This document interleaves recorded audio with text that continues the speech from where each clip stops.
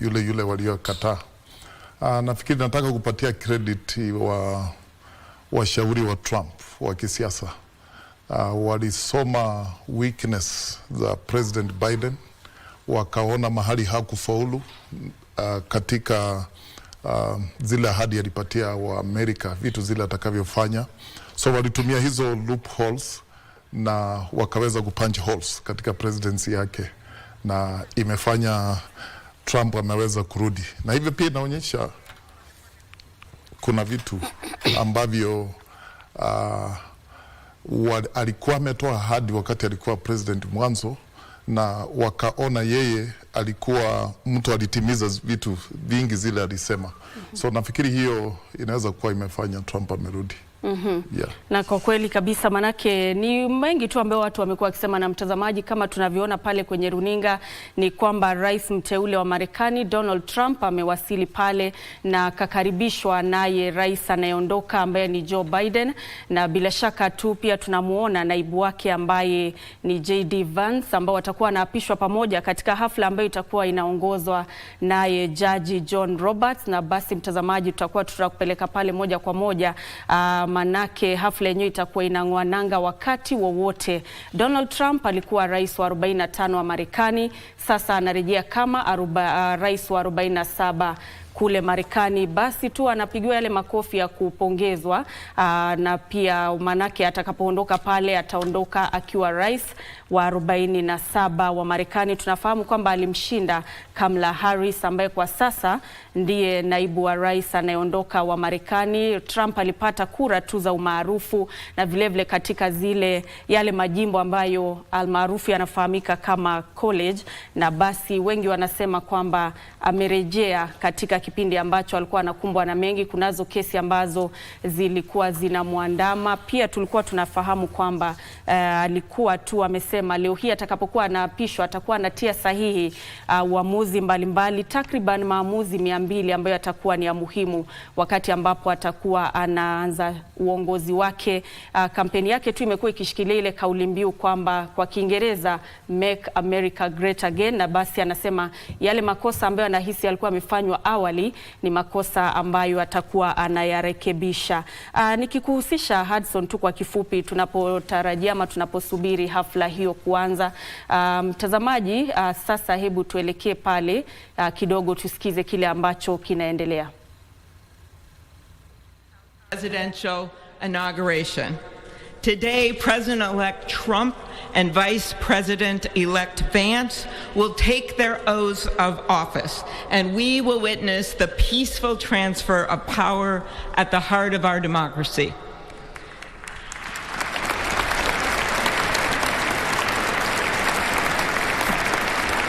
For the past year, I've chaired the inaugural ceremony committee, which includes the leadership of Congress from both parties.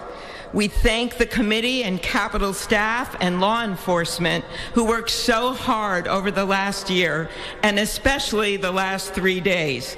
You've done a beautiful job, and you have shown grace under pressure.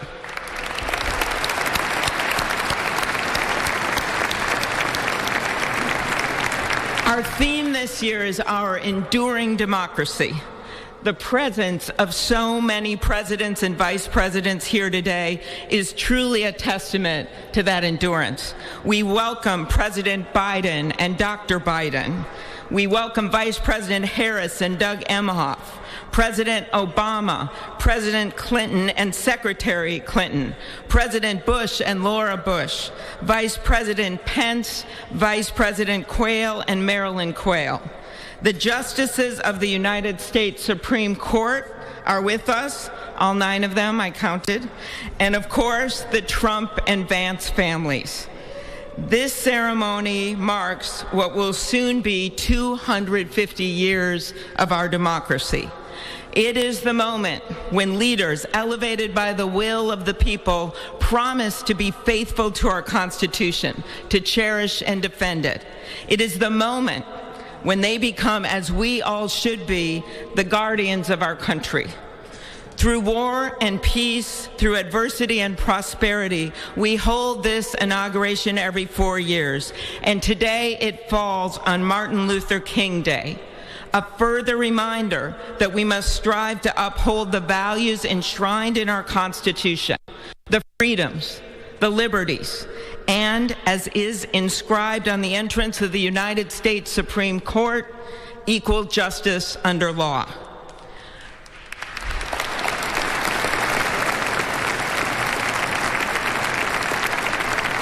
But what makes this moment more than a passing ceremony is all who are watching it across the country, the people of this nation, the ordinary people doing extraordinary things. President Kennedy, who at one point worked as a senator in this building and would often walk through this very rotunda, once said, "In a democracy, every citizen, regardless of interest in politics, holds office. Every one of us is in a position of responsibility." With that responsibility of citizenship comes an obligation not to seek out malice, as President Lincoln once reminded us, but to view others with a generosity of spirit despite our differences. With that responsibility of leadership comes an obligation to stand our ground when we must and find common ground when we can. With everything swirling around us, the hot mess of division, it is on all of us, to quote an incredible songwriter who just happened to be born in my state, to ensure that our nation's democracy is our shelter from the storm. There's a reason this ceremony takes place at the Capitol. In other countries, it might be in a presidential palace or a gilded executive office building. Here it is traditionally held at the Capitol, the People's House. It is a fitting reminder of the system of checks and balances that is the very foundation of our government, 3 equal branches of government. That is how, for nearly 250 years, our great American experiment, grounded in the rule of law, has endured. So, as we inaugurate a new president and vice president, let us remember that the power of those in this room comes from the people. The construction workers who build our country, the teachers and healthcare workers who nurture us, the troops defending our freedoms, and yes, the firefighters in Los Angeles putting themselves on the line for us.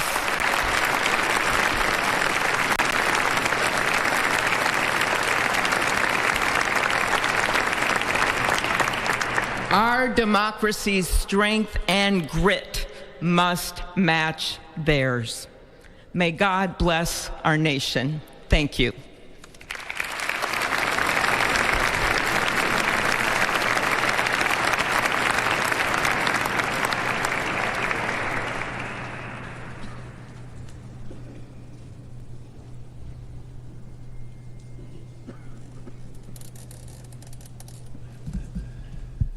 Good afternoon.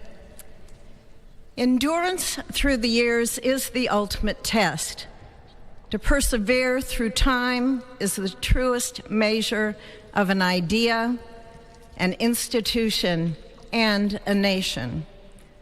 Our founders wrote the Constitution so that America could withstand all the twists and turns of time. They wrote it to guide us and to preserve forever our right of life, liberty, and the pursuit of happiness. But as much as the truths and principles enshrined in our Constitution remain the same, our democracy promises the American people the power to change, to chart their own destiny. That's the beauty. That is the importance of democracy. It allows the endurance, the permanence of a nation through change. It allows nations like our United States both to avoid the obstacles and to seize the opportunities God has placed before us, all while staying true to our founding principles. Today is our country's 60th inauguration ceremony. Like all the others before it, it is a celebration of our right to set our uniquely American course. The past several years have been trying at times for many, many Americans, and also for the nations of the free world that we humbly strive to lead.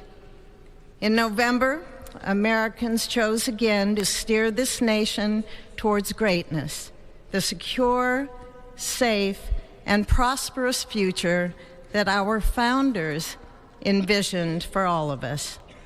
And today, we celebrate not only their decision to do so, but also the simple right and wisdom of a free people to make their own choice so that their nation might endure. And now, allow me to welcome Archbishop Timothy Dolan and Reverend Franklin Graham, who will deliver our invocation. Please rise.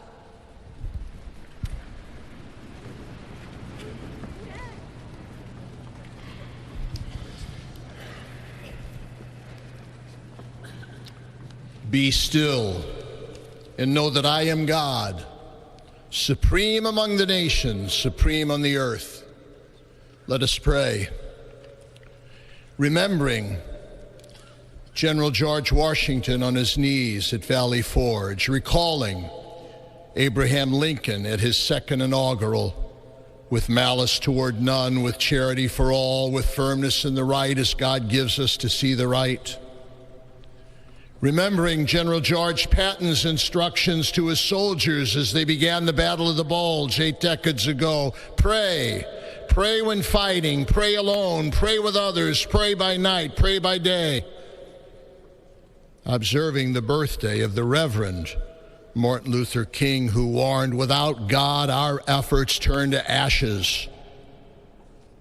We, blessed citizens of this one nation under God, humbled by our claim that in God we trust, gather indeed this inauguration day to pray for our President Donald J. Trump, his family, his advisors, his cabinet, his aspirations, his vice president, for the Lord's blessings upon Joseph Biden, for our men and women in uniform, for